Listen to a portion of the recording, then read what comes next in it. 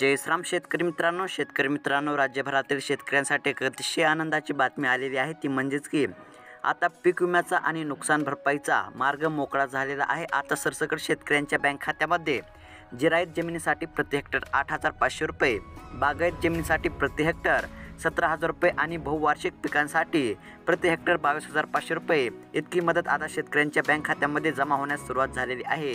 आणि शेतकरी मित्रांनो, त्याचबरोबर आता शेतकऱ्यांच्या बँक खात्यामध्ये नुकसान भरपाई जमा होण्यास सुरुवात झालेली आहे। शेतकरी मित्रांनो, गेल्या 10 दिवसापूर्वी राज्यातील काही जिल्ह्यांमध्ये अवकाळी पाऊस, गारपीट यामुळे शेती आणि फळ पिकांचे मोठ्या प्रमाणामध्ये नुकसान झालेले असून सुमारे 1 लाख हेक्टर क्षेत्र बाधित झालेले आहे।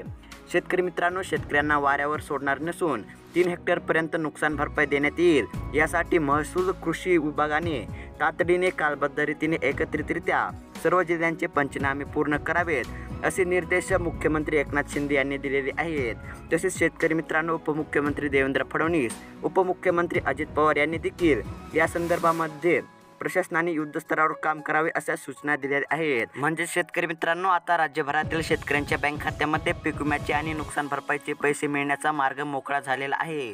तर शेतकरी मित्रांनो, राज्यभरातील शेतकऱ्यांसाठी ही एक महत्त्वाची बातमी होती।